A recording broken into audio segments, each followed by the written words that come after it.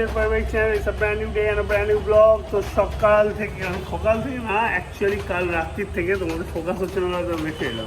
কাল রাত্রির থেকে এক টানা বৃষ্টি চলছে এক টানা জাস্ট নন স্টপ কালকে এই আমরা বিয়ের বাড়িতে রাত্রে একটার সময় ফিরেছি তারপর থেকে সেই যে বৃষ্টি শুরু হয়েছে সেই বৃষ্টি আর থামার কোনো নাম নেই সে চলেই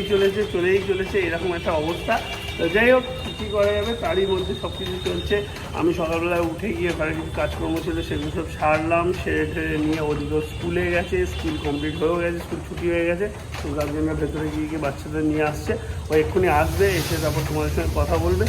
এই দিয়ে দিনটা শুরু হলো দেখা যাক সারাটা দিন কীরকম কী হয় না হয় অফিসের কাজে চাপ থাকবে কারণ দুদিন একটু এদিক ওদিক ডিসব্যালেন্স কাজ হয়েছে তো যেহেতু অফিসের কাজে চাপ থাকবে সেসবও সামলাবো তোমার সঙ্গে কথা বলবো তোমরা সাথে থাকো সঙ্গে থাকো সাপোর্ট করো আমাদেরকে লাইক শেয়ার কমেন্ট করো আশা করি ব্লগগুলো তোমাদের ভালো লাগছে ভিউজও অনেক দিচ্ছ তার থেকেই বুঝতে পারছি তোমরা অনেক সাপোর্ট করছো আরও করো অনেক দরকার সাপোর্টে তোমাদের তো দিনটাকে start hi friends good afternoon এখন ব্লগটা আমি শুরু করতে চলেছি কি করব সকাল থেকে স্কুল ছিল একটু লেট হচ্ছে বুঝতেই পারছেন কদিনের টায়ারনেস হয়নি তো যাই হোক তারপরে স্কুলে চলে গেছি স্কুল করে এসে আর তো বৃষ্টি কালকে রাত্রির থেকে অঝরে হয়েই যাচ্ছে সে এখনো হয়েই চলেছে বাচ্চা স্কুলে কম এসছে কিন্তু ক্লাস তো মোটামুটি এসেছে বাচ্চা তার জন্য করাতেই হয়েছে আমাদের পুরো স্কুলই হয়েছে স্কুল থেকে এসে রান্নার দিকটা আমাকে দেখতে হয়নি মাই রান্না করে ফেলেছিল এদিকে আমি তোমাদেরকে দেখাচ্ছি তাই আমি এসে চেঞ্জ করে দিয়ে ঘরের কাজকর্ম এদিক ওদিক আবার কালকের জামা কাপড় কিছু সব এদিক ওদিক করে লন্ড্রির যাওয়ার প্রচুর জামা কাপড় হচ্ছে সেগুলো রেডি করে আমি স্নানটা করে জাস্ট ঘরে ঢুকলাম আর সকালের খাবারটা ব্রেকফাস্টটা স্কিপ করেছি উনিও নাকি স্কিপ করেছে শুনলাম বাকিরা সবাই ব্রেকফাস্ট করছে তো চলো রান্নাঘরের দিকে দেখানো যাক কি রান্না বান্না হয়েছে আচ্ছা এইদিকে হয়েছে উচ্ছে আলু ভাজা হয়েছে মুসুর ডাল কালো জিরে ফোড়ন দিয়ে পেঁয়াজ ভাজা দিয়ে একটু রসগোল্লা করেই বলছি এখানে আছে ঘ্যাটকোল বাটা কালকের ঘ্যাটকোল বাটা রয়েছে আচ্ছা এখানে রয়েছে কালকে অল্প পাতলি তরকারি অনেক কিছু রয়েছে আজকে খাবার দাবারের মেনু প্রচুর আচ্ছা কালকে চাটনি এগুলো কালকে বলে দিলাম আজকে আর মাছটা জানতে মানা করেছে তাই ডিম কষা হয়েছে এদিকে শাশুড়ি মার আবার আলাদা ডিম হয়েছে পটল দিয়ে উনি যেহেতু আবার আলু খান না আর এদিকে আবার ঢেঁড়স পোস্ত সর্ষে দিয়ে হয়েছে তো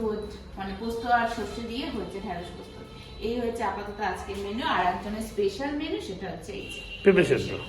তো যাই হোক এই হচ্ছে রান্না বান্না ভাতও হয়ে গেছে কারণ শাশুড়ি এক্ষুনি খাইয়ে বসবে টাইম হয়ে গেছে অলরেডি তো এবার চলো এদিকটা তোমাকে দেখি না ঘরে আমি যাই রেস্ট করবো প্রচন্ড চোখ মুখ মানে ধরে আসছে আর মাথা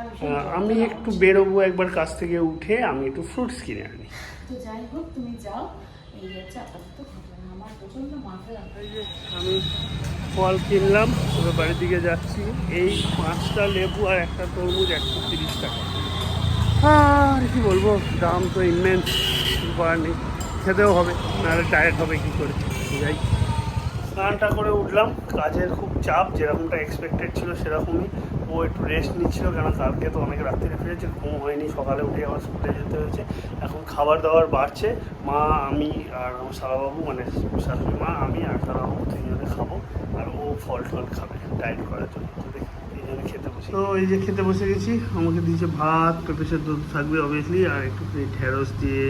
সর্ষে দিয়ে কিছু একটা করা হয়েছে আর এদিকে উচ্ছে আলু ভাজা তারপর তো খাওয়াটা এদিকে শাশুড়ি মা খেতে বসে গেছে দিশাবাবু খেতে বসে গেছে ও খাবার বেড়ে দিয়েছে ও ফল খাবে এক্ষুনি ডায়েটের জন্য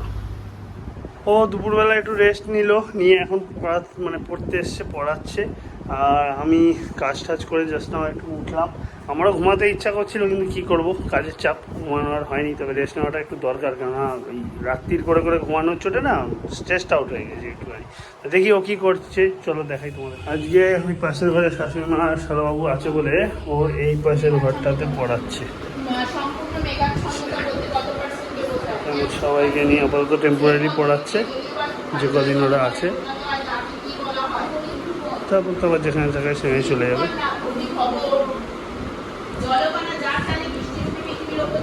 এই যে ও পড়িয়ে উঠে ঘরে চলে এসছে এখন জিমে যাবে বলছে কিন্তু মনে হচ্ছে না যে জিমে যাওয়া পসিবল হবে কারণ আমার কাজ চলে এসছে আমি খুব ব্যস্ত আমি কাজ থেকে উঠতে পারছি না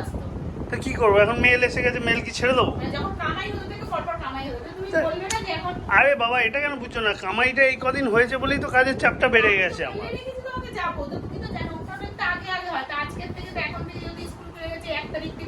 বলেই দিয়েছে সব এখন 1:30 স্কুল হবে, তাহলে 5টা থেকেই পড়ানো, তাহলে আমার তো রাত হবে, সে আরেক টাইমে এখন তোমার রাত হওয়ার কথা না, আমার যেটা মেলটা চলে আসবে আমি জানবো কি করে, আমি তো কিছু করার নেই। তুমি জানো না, তাহলে এই কদিন কামাই হয়েছে। ও হয়েছে হয়েছে, কিছু করার নেই, পরে মেকআপ করতে হবে, আর কিছু করার নেই এখন। কি করবো, আমারও তো যাওয়ার ইচ্ছা ছিল, আমি কাজে এসে যাবে আমি কি জানতাম না, কিন্তু ফালতু ভ্যাট ভ্যাট ভ্যাট ভ্যাট করছো এরকম বলে। আমাদের দুজনের ডিনার কমপ্লিট হয়ে গেছে। সরি ফ্রেন্ডস, আজকে তোমাদেরকে কথা দিয়েও কথা রাখতে পারলাম না। আজকে এত টায়ার্ডনেস, তার উপর আমার অফিসের এত কাজ। আমি এই একটু আগে উঠেছি, দেখো ও লেখালেখি করছিল, খাতা বইগুলো এখানে রাখলো, রেখে জাস্ট আইপ্যাডটা নিয়ে এখন একটু দেখছে। টায়ার্ডও খুব ছিলাম, তারপর জিমে যাওয়া হলো না, কিছুই হলো না আজকে কাজের চাপে। এই কদিনের বিয়ের বাড়ি অ্যাটেন্ডেড চোটে আমার এত কাজ জমে গেছিলো, এত কাজ পেন্ডিং হয়ে গেছিলো যে তোমাদের কি বলবো। সরি সরি, ভেরি সরি, আজকে একদমই টাইম দিতে পারলাম না তোমাদেরকে, তার জন্য ভেরি ভেরি সরি। তো যাই হোক, কাল থেকে আবার দেখা যাক, কাল নতুন ব্লগে আবার কি নিয়ে আসতে পারি, কি হয় সারাদিন সব তোমাদের সঙ্গে শেয়ার করব। প্লিজ কিছু মনে করো না, লাইক শেয়ার কমেন্ট করো, সাবস্ক্রাইব করো, আমাদেরকে প্লিজ সাপোর্ট করো। আজকের মতন tata bye bye, good night, কাল তোমাদের সঙ্গে দেখা হচ্ছে।